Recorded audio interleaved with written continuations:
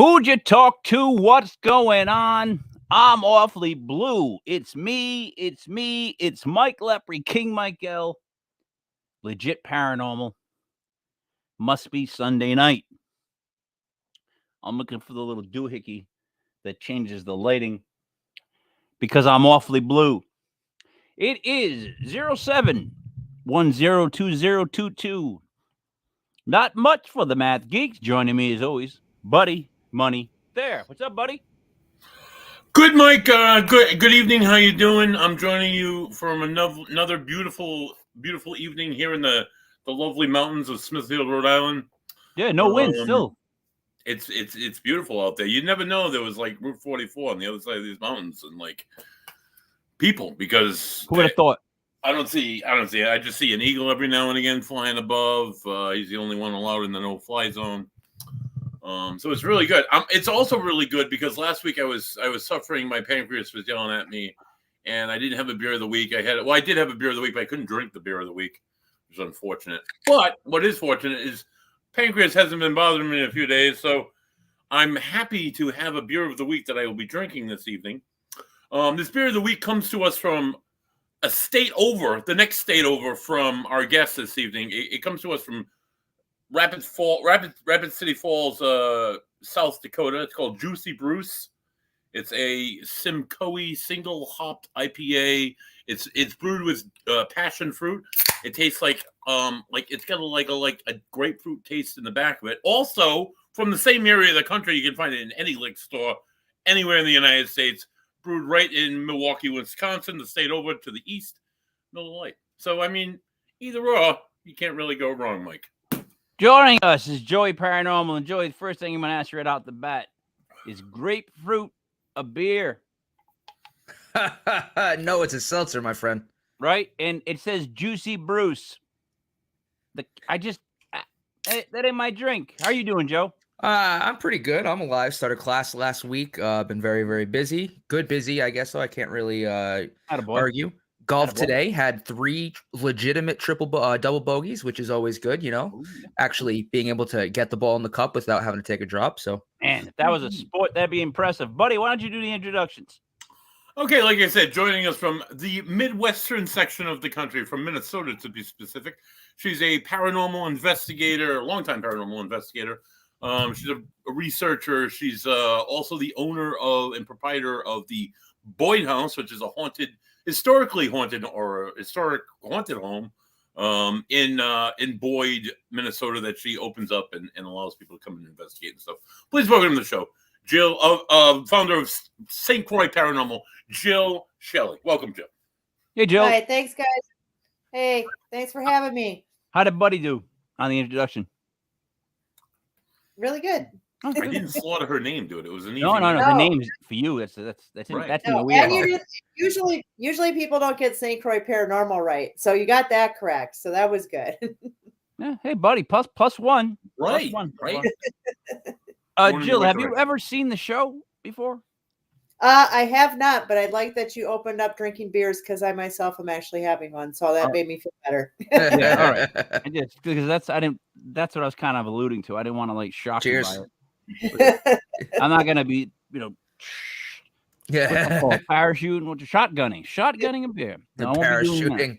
How old are you, Mike? No, it's called shotgunning a beer. No, but the fact you said parachuting at first, man. Where were you going? I don't know where I'm going. So Jill, is this the paranormal world, the whole paranormal thing? Did you get involved early with it? Yeah, I've always kind of been interested in it since I was little. I kind of like watching the scary movies. Just kind of into ghosts and things. Just as young as I can remember. And actually, I kind of looked at when the movie The Blob came out, the very first original. I saw what year it was made in, and I remember my brothers and sisters took me. I looked at it. I'm like, I was 5. So it was like, so I got exposed to that kind of stuff really, really early. So I suppose that kind of set a precedence of kind of, where I was kind of headed with stuff. But I kind of had that, Jill, but we had the Creature double feature around our area. So the most I would have is my older brother trying to make me watch the Godzillas would rule. I mean, every Godzilla movie that was made was always on. And then I didn't really like the monster movies. He had all the friggin' models that you could make with the paint and glue that took hours. Yeah. Forget that. For me, my favorite was Abbott and Costello meets Frankenstein.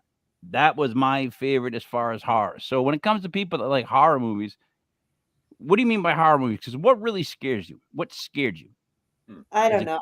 Back in the day, I want to say when I was a teenager, like, Nightmare on Elm Street, Poltergeist, those just freaked me out.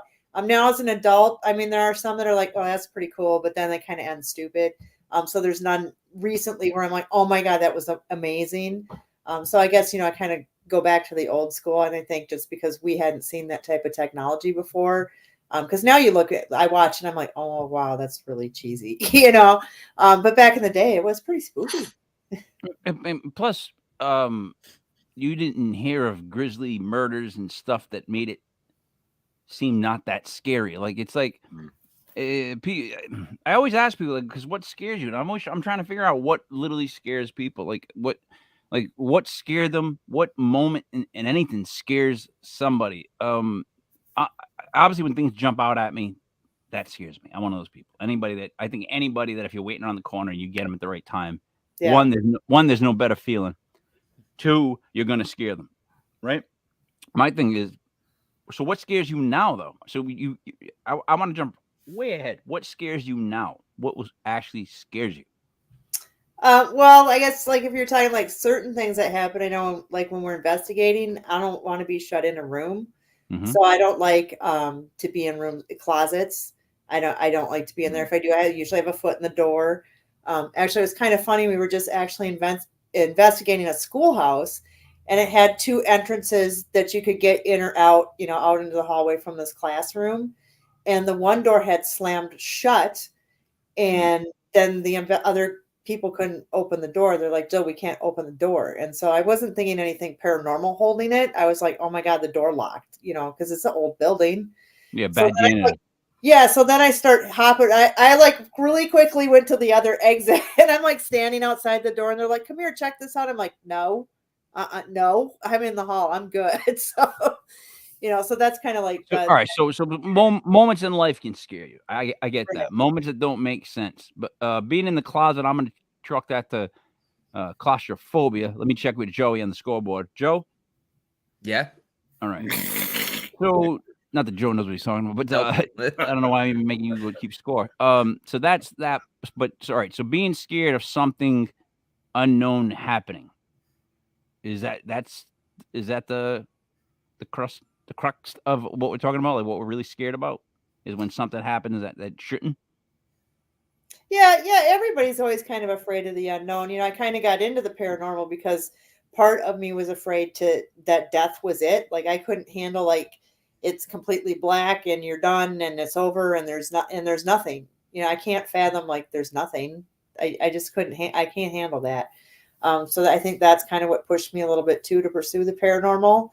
Just so I could get that validation that there is something that exists on the other side and that death is just not it. So I think that's one thing that kind of pushed me towards investigating as well. See, now you're touching on something that's really big because that's the one thing that from doing this show and not being from the paranormal world that has drawn me to it is that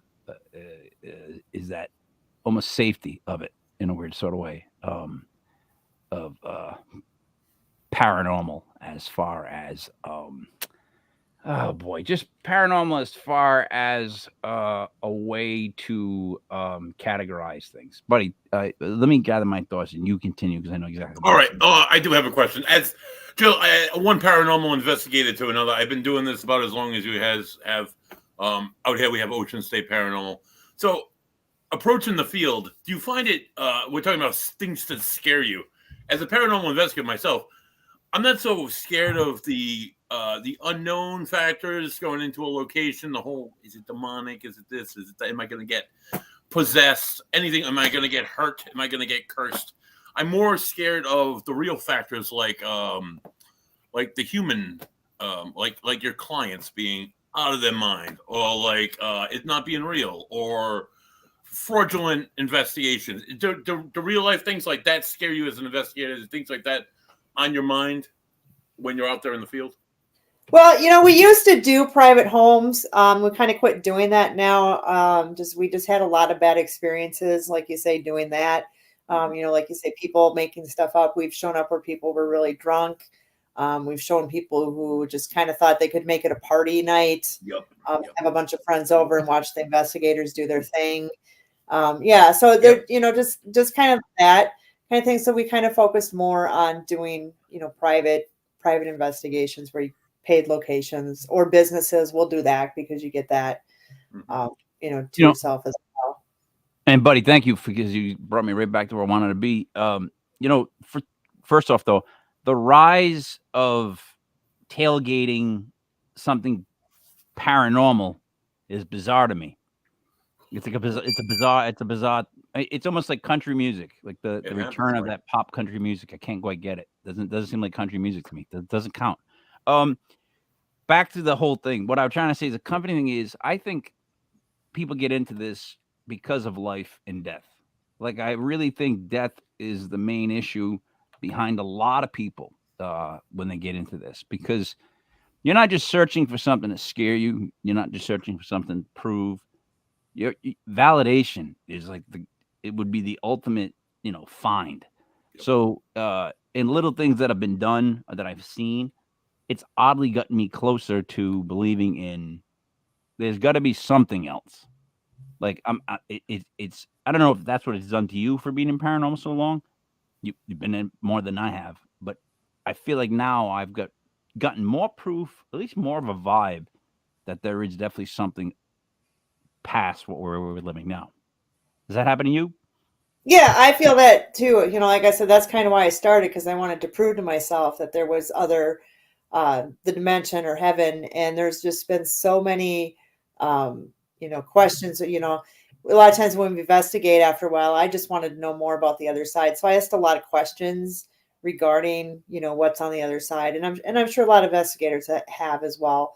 But I feel with some of the answers I have gotten, that I am fairly confident that there definitely is another side, another realm, another dimension. There's different dimensions, things we're not supposed to know about. Just some crazy stuff that we've gotten that just makes me feel better knowing that when I die, that's not it. Now, where is it going to be? A heaven, a hell, a different dimension? Where I go, I don't know, but I know it's not over. And so that makes me feel better about death. All right. Here's my other question then. So what if it is that? What if that is it? Like, what if it's like you didn't make the cut, like, or there isn't something that's going on, or I don't know, you owed somebody, so you got to do something else. Like, what if it's just done? What if it's just lights out, right? I don't think it is. I don't. That is, why is that so terrifying to everyone? And I'm asking that sincerely. The idea of lights out, nothing else ever after that. I don't, because everybody wants to go. Nobody wants to die. Right. I mean, we're put on the earth. We have the drive and the will to live and to do stuff. And then you always, as you get older, you're like, oh, I wish I could have did more. And so you just don't want it to be over. You just can't let go. And so you want, something else in the afterlife. You want to keep on going. You don't want to end. Right. But see, all right. Okay. That's again where my slight thing is this. I feel like some people, they don't do things, or they live a certain way and deny themselves to the ability to do things because they want to make sure they get to the next level. Like, in my mind, I always say to everyone is, if I live like I need to live a certain way to be judged to get to a next level, there's going to be no fun at all. So it's like, if I live within the rules of being a good person, I can have some fun, right? And if at the end it's over, the only thing I worry about is missing my kids, my family. That's it. Myself personally, like, if it's lights out, how am I going to know? Like, I go to sleep at night, I don't even know. I don't know when I fall asleep. I don't know what I'm doing while I'm asleep. And then all of a sudden I just wake up. So it's like one night, go to sleep, don't wake up. Buddy, does it bother you?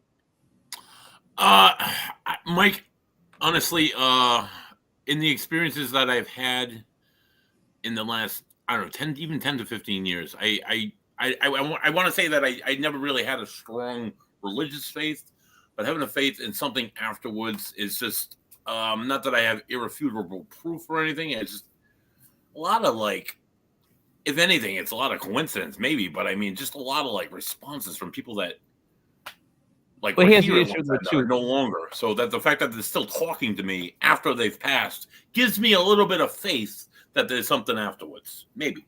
Here might also be the issue. Jill, you're in Minnesota, correct? Yes.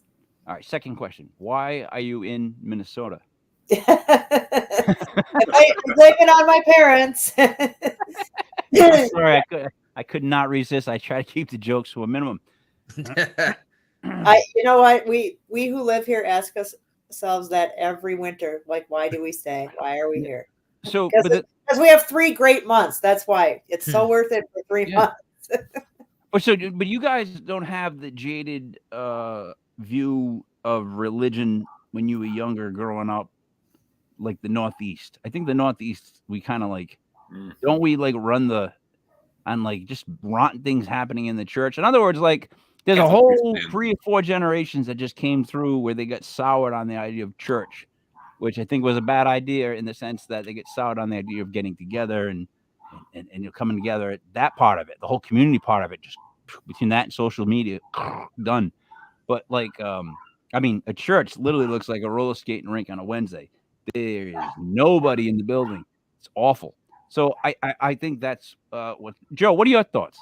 Because I haven't talked to you, huh? Well, I mean, I'm kind of a bad person to kind of throw it to when it comes to religion. I'm not really never been. You're not religious. How do you feel about the afterlife?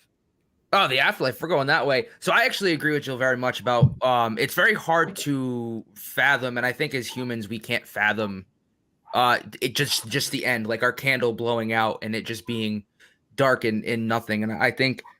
For me personally, that's not 100% why I got into the paranormal, but it is a good driving force as to like trying to validate that there is the chance that some of these theories from religions around the world could be true, whether it be reincarnation, heaven and hell, maybe even a purgatory, or if you just get to choose whether you want to remain as energy. All right, we got the analogy on the second one, Joe. Jill, I'm sorry, I was with the Joe. But so. The idea of being scared to die and have nothing there. You get what I'm saying, though, when I say that when people put all their eggs in the basket of I'm going to heaven, I'm living to go to heaven, they end up just like not living in the actual time that they have right now. Like this is everything's complaints.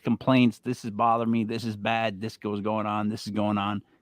No one focuses on anything like of the positive part of it, and they just keep waiting for something better.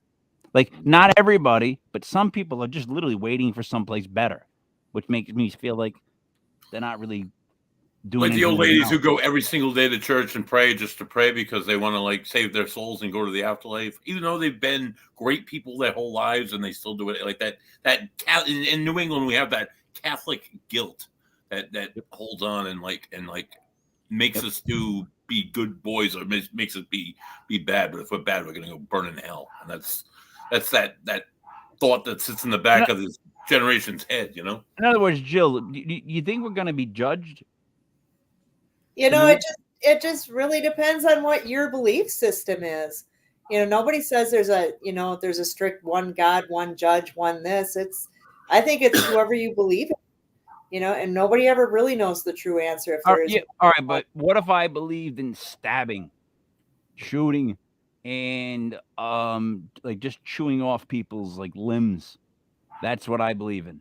I don't believe that I don't believe that person is gonna be moving anywhere into the afterlife. Or maybe I'm wrong. Like maybe there is no split. Maybe there is no decision on who lived it right, who lived it wrong. Like maybe everybody moves on. But I mean, is that what you think?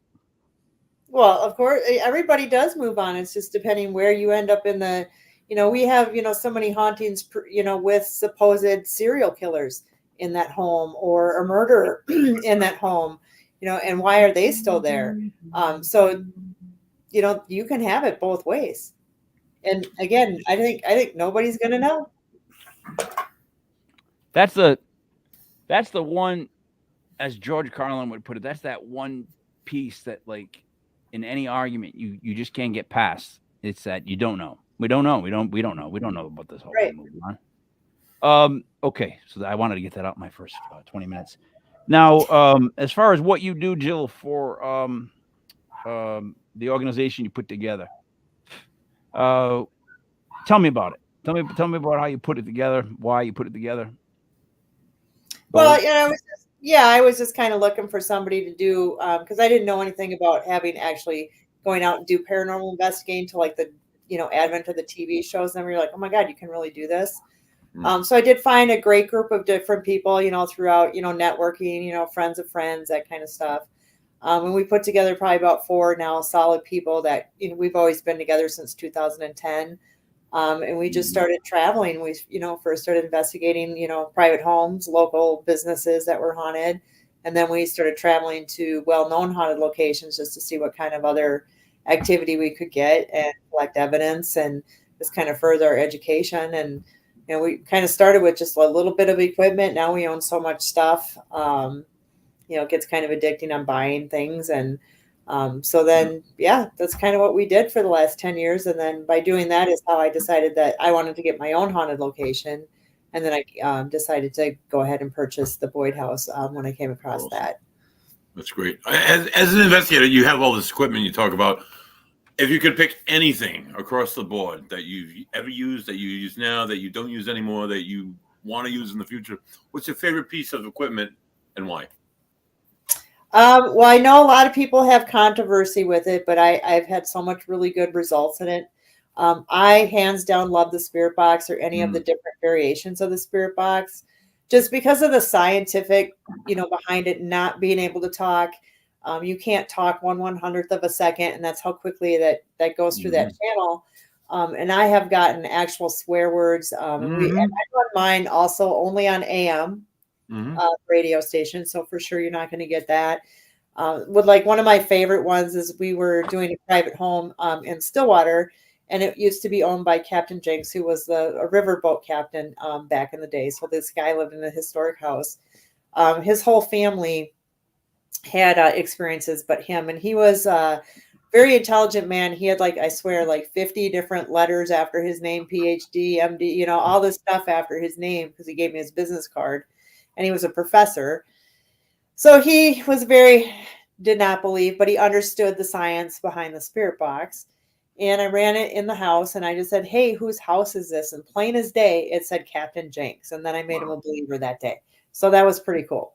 That's good. So, it's I've gotten so much stuff off of it. It's one of my favorite things. I was very skeptical of the spirit box. I started using about, I don't know, probably 6 or 7 years ago. Actually, I used an earlier one when we first started. It was just like a white noise. But as skeptical as I've been, when you're running we run the AM dial, we run it backwards. You get voices that come through direct, like you say, direct responses, swears. Over 12, 13 different radio stations are being scanned while this one word is coming through on all of them simultaneously, just timed just perfectly. So it's just way too much coincidence for me to excuse something like that. So we've started using the spirit box a little bit more during investigations. And one question I kind of brought to myself is that I because the voices always seem to be different. So it's I always kind of wonder, is this for sure the voice of that person who passed away?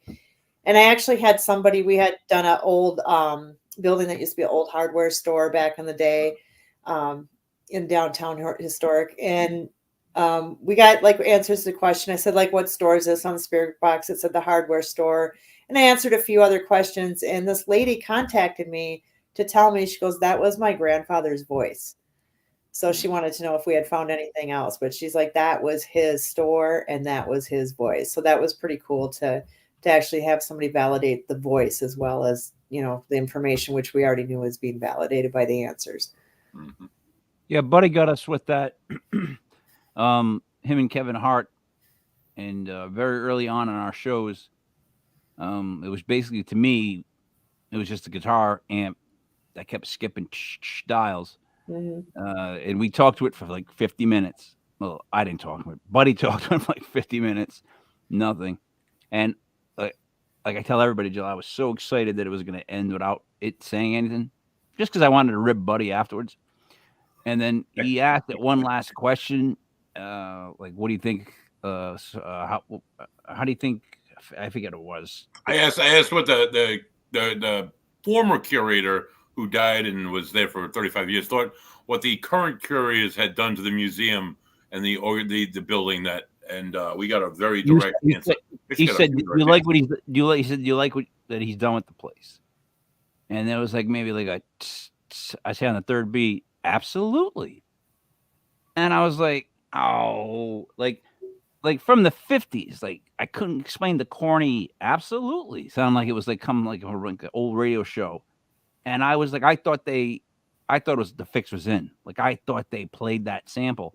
And then they stopped laughing because they were at the armory, and the sound came through. So that blew my mind. And we still have it on our YouTube thing.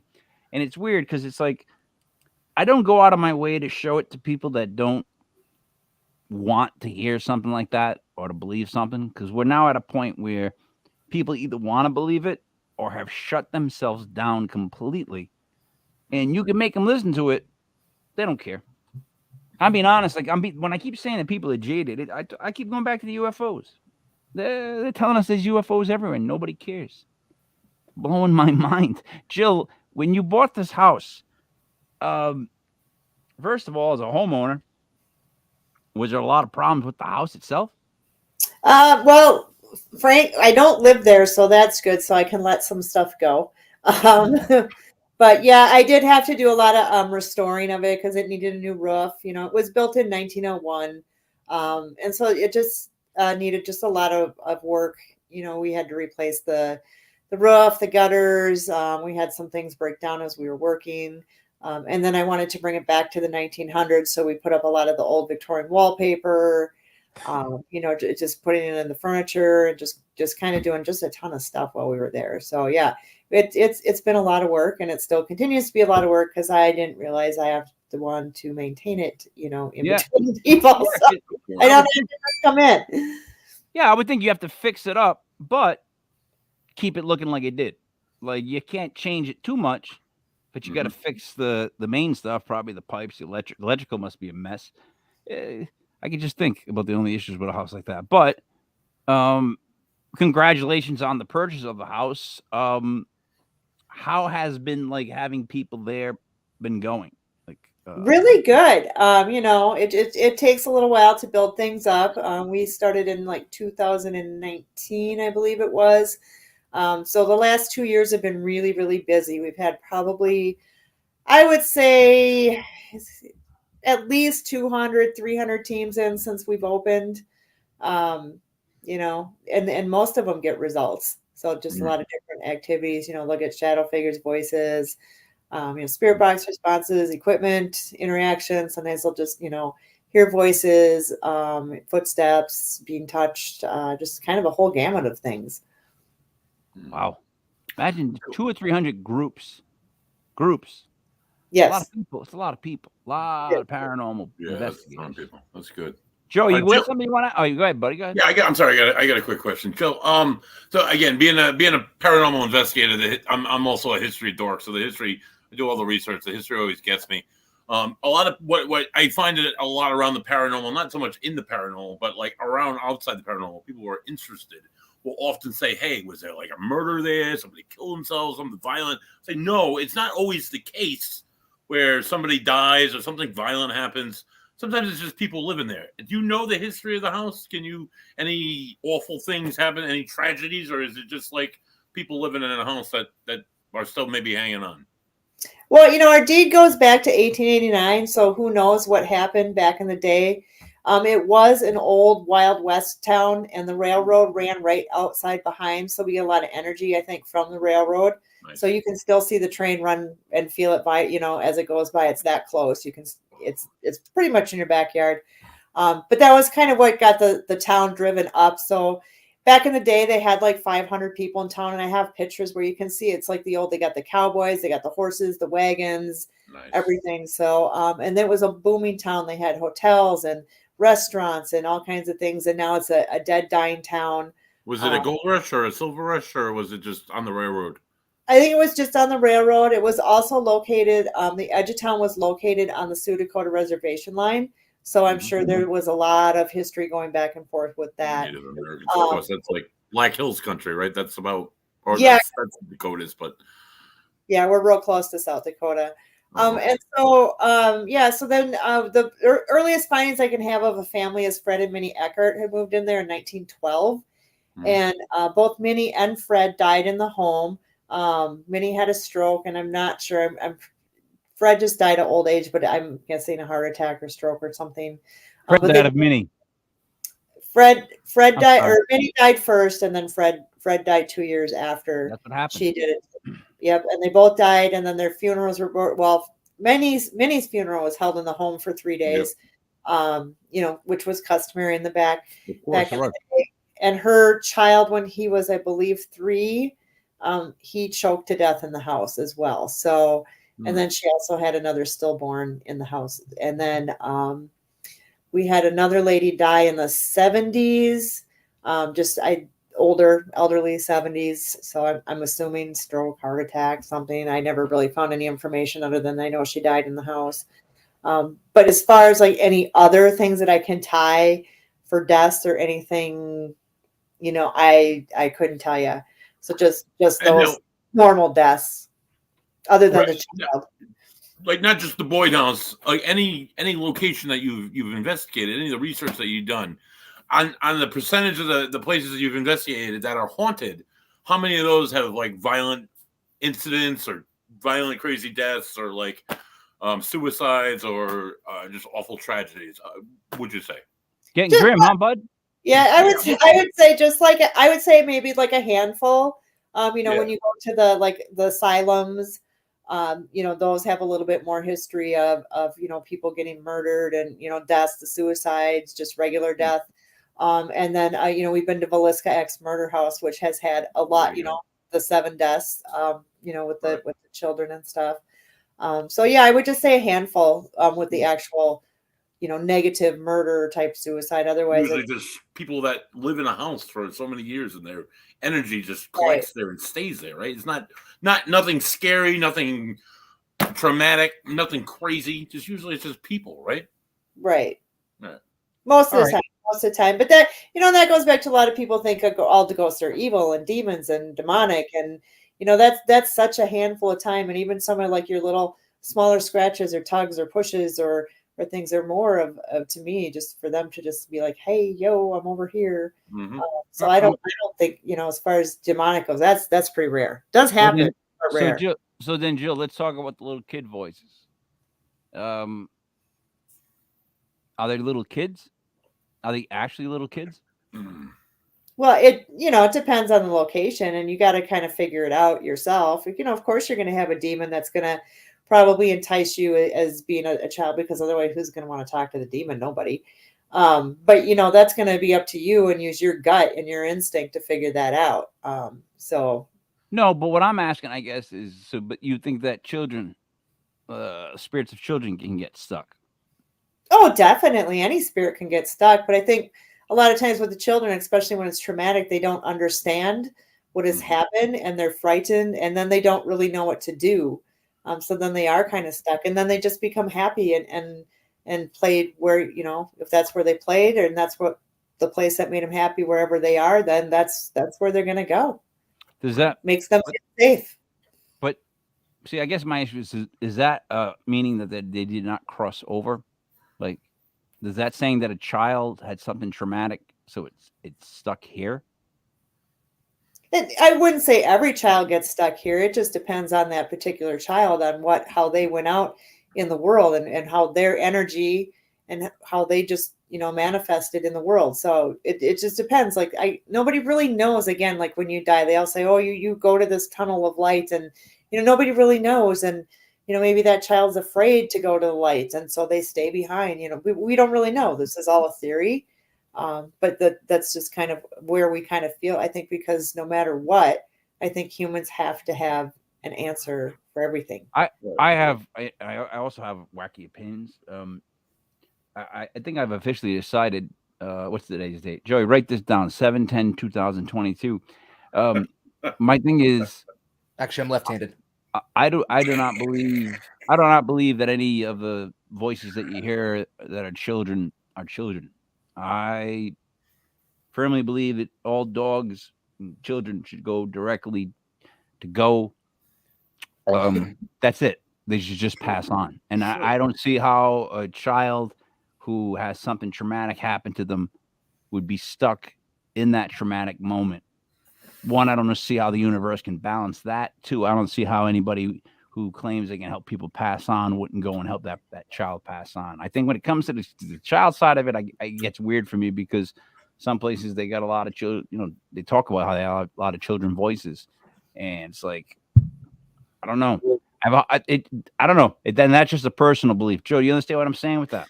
Yeah, I think it's almost like because children and animals, we'll say dogs in this instance because dogs are amazing.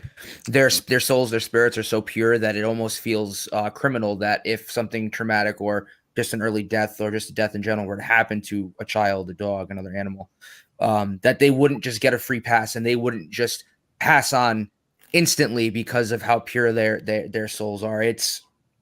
I feel that way too, but I think in reality, that's just not what happens. Sometimes souls, for whatever reason, just get stuck here on this side for some reason, and that's what you do see. I mean, there are plenty of instances of animals as spirits. Ghost dogs, ghost cats. Probably my favorites, the Hellfire Club, the black cat that's always seen around the Hellfire Caves. Yeah, it sucks, but I think that they do get stuck here. No matter how pure a soul can be, you can still get trapped. Buddy? Absolutely, Mike. Like any other spirit, the soul of a child could absolutely get stuck. People want to say well, you say all ghosts and all children and dogs should go to heaven. They should, but it's probably not the case every single time. You got to figure that they're looking for their parents. Maybe they're scared. That's my best guess. So I don't think believe every child ghost is a demon. Sorry. So I don't believe in that. However, Jill, do you believe in the idea that maybe it's just sometimes the different levels we connect, we bounce, we touch? Is that, you know what I'm trying to say? Like every now and then we just bleed into what's going on in maybe another realm. They're not here, that we're just seeing them here. Does that make any sense? Well, I think there are different realms and different dimensions. We're in our own plane, our own veil, our own area. And then there's, other ones beyond that. How many? We don't know, but there's something there. And again, all in research, everything's in theory, but there definitely is something out there. How they cross over, how they can communicate with us is really, kind of a mystery, but I think it's also a really awesome thing that they can, and we're still continuing, through research, learning more how to communicate and reach out. Maybe someday we can get this mystery figured out. Right. There's also that theory that a ghost will show themselves how they want to be seen. Like women have died. Like there's been stories of women dying older later in life, and their happiest time in life was when they were in their 20s or when they were in their teens and they were carefree. And they'll Shocker like that, Yeah, no kidding. Somebody that wants to be in their 20s. Right. Yeah. Now I want to die with a white beard, please. That doesn't make sense. See, all right. There's different levels in this paranormal world. So there's people that believe in cryptids, and to me, the only way to prove that is to find one, actually get some legitimate proof on one. There's UFOs, and to me, the only way to prove that is you're never going to prove that unless the government decides they want you to believe it. And then there's ghosts, which that to me is by far the toughest to prove ever. Between yes, listen to me. Listen. You're wrong, Mike. I'm not. A slamming door nowadays, but what they can do with stuff does not hold up to as scary. Like, I'm just being honest with you. I'm trying to tell you the things moving a chair across the floor to the people, the generation below us. It's like, all right, next TikTok. You know what I'm trying to say to you? Mm-hmm. So it's like, what would have to happen in the paranormal ghost world to be like the next big event that made people pay attention, Jill?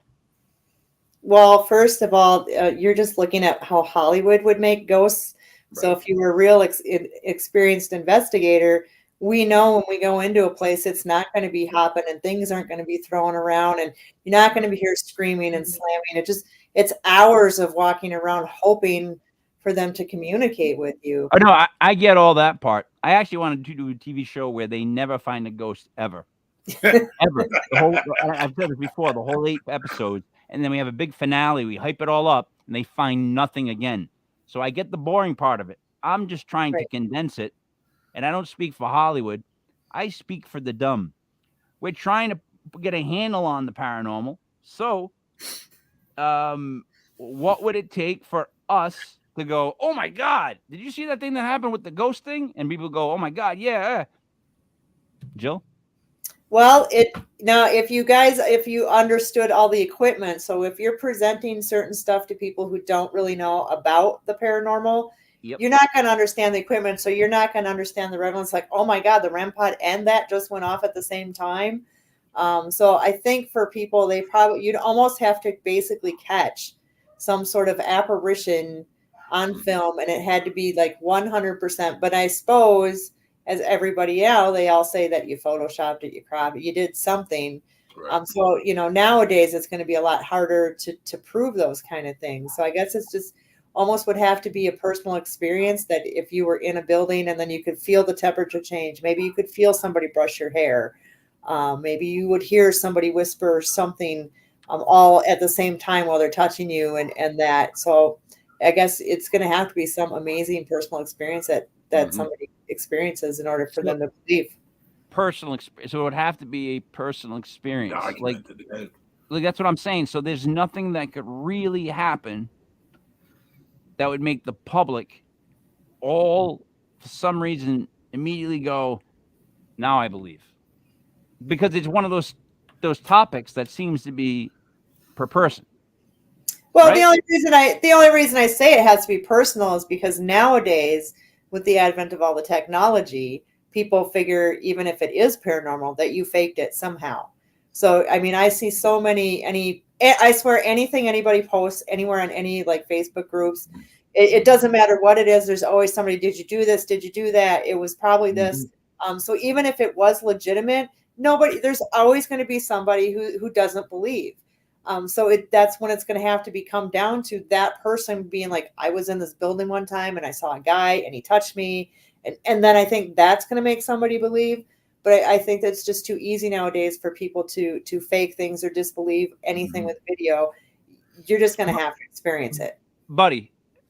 Other than the president being knocked down by like a ghost and his license coming out and being held to the camera and then flipped and then couple things. It still wouldn't matter. Like people would find something that like, it's the way you're looking at it. Your eyes are matrixing that. You want to see something, so your brain's, there would always be somebody, I feel, with some kind of, like she says, like some kind of skepticism. Like what was the air pressure? What was the temperature? All right, but that's enough. They look at everything. Like Joe, see what he just did? That's what you do. I got it on the third time, the third analogy. Like it's like this should be 3 and out. So Jill, the house. As far as bookings, when someone wants to book an investigation there, where do they usually go? What's like? Just a couple ways. You just hit us up on Facebook. Otherwise, we have a website, boydhouse217.com. And that will give you information on the house, how to book it, the contact and stuff. So we charge $200 a night for people to come in, but we try to make it ample time so you can get it from 3 p.m. till noon the next day. We have snacks and coffee, so people seem to really like that. Wow. So yeah, we try to just make it pretty hospitable for everyone. It's a functional house. We have toilets and air conditioning, heat. So we're open 365 days a year. You may have to shovel your way to the sidewalk, but other than that, you know, so yeah. Based off that description, you have every haunted location that you could visit in Rhode Island or the Northeast completely beat. The hospitality that you show is something that I think a lot of places up here could emulate. Yeah. We try to with all of us traveling, we kind of would come up with things of like, well, what would I like here? You know, what kind of things, you know, and if it's something that's feasible that we can do, that we thought people would enjoy, we certainly went ahead and applied it to our property. Jill, how many people are part of your investigating group? Just 4. We just have 4 people. That's what role are you? I'm the well, I started out with one of our other people, so I was co-founder, but now we're pretty much considered founder. And so it would be like the lead technician. Right. I guess we don't really put somebody like you're higher than this person, you're higher than that person. No. I guess what I mean is in any group, if you ever watch like the A-Team, stuff like that, there's the leader, there's the heavy, that's the guy with the muscle. Then there's like the guy that's like he's either really quiet and great at what he does, or he's really brash and he's great at what he does. And then there's the wild card. So you would be the leader? Yeah, because I usually I'm the one who kind of determines where we're going to put stuff, you know, how like where we're going to go, that kind of stuff. Depending on the location, if it's real big, we'll just break up into teams, and then you know, so I don't know. I guess they just kind of look to me to kind of get things rolling, and you know, I kind of fell in doing a little bit of video production, just, you know, not to, you know, become famous or anything. It was just kind of fun to make like little memories of each place we did it. So kind of put forth our own little TV show. So we do that on YouTube. So I think that's kind of why I kind of get this envision of how I want things to go. You know, I don't like control how anybody investigates. It's just kind of like, oh, you go here, I'll go here. Let's try this. Let's try that. Then we usually like meet up halfway and we're like, yeah, so what should we do now? You know, and they, you know, usually I've always done what do you guys want to do? And nobody can come up with anything. So then I'm like, okay, well, we're just going to do this. Jill, there's one thing I've learned about leading this podcast and this whole podcast channel is that if you don't tell these guys what to do, they just don't do it. And the HR issues we have because they just refuse to listen to simple policies and rules. So I can only imagine how hard it is, you know, for you on your end. But who is the wild card out of your group? Oh, I don't know. I guess I don't know. Probably Teresa. She always gets the brunt of everything. So Teresa, if you are listening, you are the wild card. Yeah, she's the one who always gets hurt. Really? Not even paranormally. Sometimes it's just she's clumsy. So does she fall really bad? Oh yeah, she actually broke her tailbone falling down the stairs at an opera house. Yeah, she does. She has a lot of problems. If you're gonna not investigate, she's like, yeah, I sliced my finger almost all the way off today. You know, though, if you're gonna break your ass, break it at the opera, right? I mean, that's a story for at least 5 to 10 years, no? Right? What happened? Gosh, yeah. She had to ride home. I think it was about an 8 some plus hour drive. And then later we read you're not supposed to be sitting on it. So she drove part of the way and she couldn't handle. And then it was like, I think the straw of the whole story is like we were at a gas station. You know, she was just having a horrible time. She dropped her glasses on the floor. They broke and she just stood there because she just started crying. We laugh about it now. But, you know, because she was like, this is it. I can't handle this anymore. So, you know, I've had a buddy like that once, bust his shoulder. He flipped a car that we were in. And we were so mad at him that we're at a McDonald's eating, and he was in so much pain, and we just wouldn't pay attention to him because we were so mad at him. He ended up sliding down his seat as if his bones became jello and laying on the ground of a McDonald's in Canada. Now, to talk about what's on the ground in a McDonald's floor in Canada, geez, it's like got to be about 2 inches of brown slush. And there's no such thing as brown slush. So that's just mud and dirt and filth. And he just laid there. And it was just one of those moments like, dude, please just get up. And Dum Dum, that was you. Buddy, questions as far as paranormal investigating. Now, wait, did you unplug your mic again? Yeah, right. buddy, you're muted. Joe. Go ahead with a question. So outside of the house that you guys sponsor events, is there any other location kind of close by you or somewhere around that you've investigated that was that really stands out to you or has really great history or just a really good haunt that you've enjoyed? Not too much. We don't really have too many well-known haunted locations in Minnesota. Most of what we've done is really like Iowa, places in Indiana a lot have been some of my favorite places to go. One of my favorites was Reverend Acres, and that was in Indiana. It's no longer there anymore. They tore it down.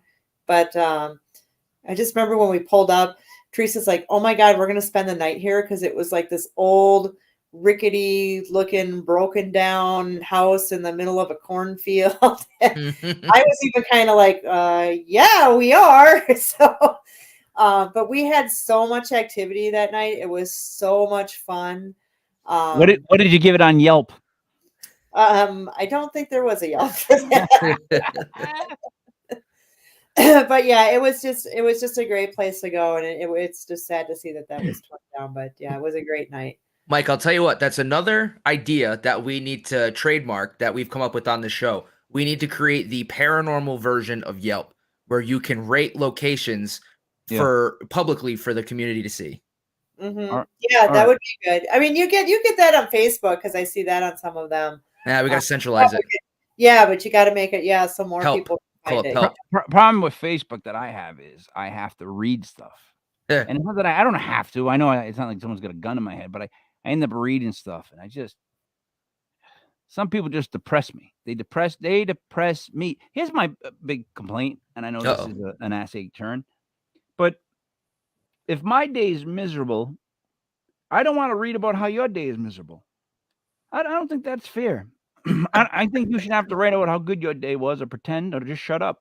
I don't want to hear about miserable days. I feel like I've had enough. I read one today, and I was like in a good mood. I read about this guy's day, and I'm like, I don't feel so good now. It's like because of your bad mood. I digress. Jill, so when you do your show on YouTube, is it weekly? Is it the same time? No, it's just kind of whenever I get stuff put together. So we don't have like an actual time. We did originally start off with doing the local cable channel here in Stillwater. And then I had to have something for them once a week. But then it kind of got to be, obviously, we can't go somebody every week. So I wasn't able to keep up. So that eventually we weren't on that. But I just did still on the YouTube. But again, it's just kind of more for my fun and enjoyment and stuff. So, but I think a lot of people seem to like what I do put out there anyway. No, I say that only because it seems like we all as a community need to get on a schedule where we can cross promote shows that are weekly. Mm-hmm. Like, you know what I mean? Certain shows that are always going to be on every single week. That's something we can cross promote on our Legit podcast site. Put a link for you because weekly shows are easier for us to keep up with and track, and for us to use our website for, because all our shows are weekly and live. So when other people have weekly shows, even if like you're going to edit it and say it's going to come out every Tuesday or every Wednesday at say what time, to me that's what I see the better. Like Ken DeCosta is doing a really good job of that, putting a show out at a certain time. I think he comes on now in like 3 minutes. But if you ever get to do that, and you ever put on a solid rotation, we would love to even now put a link for your YouTube channel for you. Send that over to Buddy. We'll put that up on the podcast site. The paranormal world's been crazy. It's I'm glad I wasn't into it during the whole Ghostbusters. Okay. I'm sorry, Ghost Hunters time. Like I came in after that. I was Ghostbusters, no Ghost Hunters, and then here I am now. When I hear 200 to 300 groups visiting a haunted location in Minnesota, the first thing I think is that's a lot of haunted groups. Not saying that I think 800 groups should go to your site. I'm just saying when I hear those numbers, that's a lot of group of people that are all hunting or into hunting the paranormal. That's a lot. That's a large underbelly. Would you not agree, Jill? Jill? Jill? Did you hear me? Oh yeah, and I'm really happy with what we've had. We've had most of the people come from Iowa because we are more of that southern border. Yeah, can you hear me? Yep. I can hear you. I think you're just a little. I think the internet connection, something happened. You were a little delayed. Like Max okay. Headroom? Can you hear me now? Okay. Yeah, you're good. Okay, good. So yeah, I just think it's just really great that we've had people all the way from like Iowa, Wisconsin. Somebody actually came far from Colorado one time. So people are starting to travel a little bit more. So I'm just happy that we have that many people coming out and getting experiences. It's amazing. I just think that it's mind-blowing how many that are really out there. And I think once the place gets out and like once it's mentioned in one state, it gets around that group of paranormal people, and then it'll go to another. I know, because like Rhode Island, once somebody learns about something in Rhode Island, it ends up being learned about in Massachusetts in about like week tops. Mike, we did a historic place in East Greenwich, and we had people coming as far out as New Jersey and Pennsylvania, which I mean it's a 6-hour drive. But did you throw the microphone down the hall? The microphone. Did you just throw it away? No, you dropped it. Here. Put it in your mouth. Is it not working? You might need to turn up the volume on the. I don't know if there's a knob Never on mind. Just let him keep it near his mouth. Oh, here we go. Can you hear me now? Yeah, we can hear you. We can hear you. Whoa. All right. So it's okay now? I told you, Joe. That's fine, buddy. You're good. All right. Joe, any last questions? I think we should quit while we're ahead. Do not tell Buddy to touch stuff while I'm talking. But Jill, I appreciate you coming on. It's always great to talk to other like-minded individuals in the paranormal field, and it's even better to talk to someone who's not just located in New England. One of the best things about this show is that we get to talk to people from all over the country, and I never really got a chance to talk to someone who's actually from Minnesota, so it's great to have the conversation. Yeah, thanks for having me. It was super fun. Buddy, actually, wait a minute. Before you do, buddy, Jill, what's the website one last time? It's boydhouse217.com. All right, go ahead, buddy. As one last question as an investigator, Jill. We've seen it for years on the paranormal shows, so that's what we tend to do. But any credence to like whether investigating at night or during the daytime? I know as an investigator myself, when not even investigating, I've had stuff happen to me in the daytime. Is there any reason why we only investigate at night? I think most of why we investigate at night is just most of our equipment is night vision, and also for the heightens of your senses, with everything being dark and things, you're shutting everything out, so you're more open. But I have done more day investigating, mostly at the Boyd House, or I also find if we get into a place that allows you in at an earlier time, before evening, I feel like we get a lot of stuff during the daytime too. So I don't think it's limited to night. I think that's just kind of it's just it's just the idea of the paranormal. I don't think so. It's just a lot of people say, "Oh, why you investigate at night?" Blah blah blah. But yeah, it's just what people watch TV shows and then they make their own assumptions. It's quieter. Yeah, it is. You can control the environment a little bit better too. That's why we do it for the most part.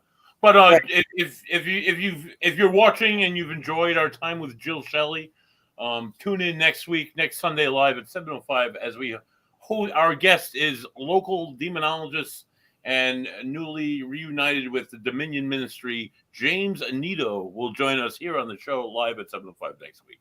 Tune in for James. We also have a show on Tuesday night, Legit Paranormal Vacation Planners. Do you know where we're visiting, buddy? We're coming back to the States, Mike. We're going to be in the lovely Commonwealth of Massachusetts. We're going to be visiting two lovely hotel and a bed and breakfast in scenic Fall River and even more scenic Salem, Massachusetts. I'm looking forward to that one. I bet I could guess what both of those places are. I bet you could, Joe. I bet you could.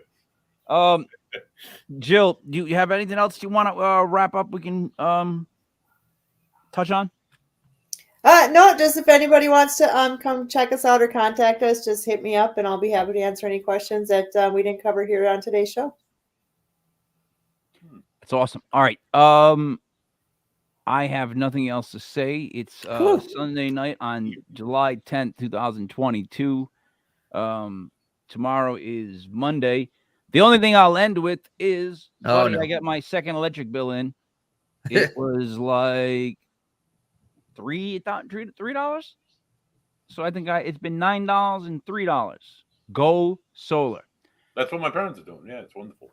Well, there you go. So for Jill, Shelley, Joey Paranormal, Buddy, Money, there, it's me, Mike Leprechaun King, Mike L. This was Legit Paranormal, brought to you by legitpodcast.com. Thank you for watching. We will see you again with our next show Tuesday night at 8:05. We're out.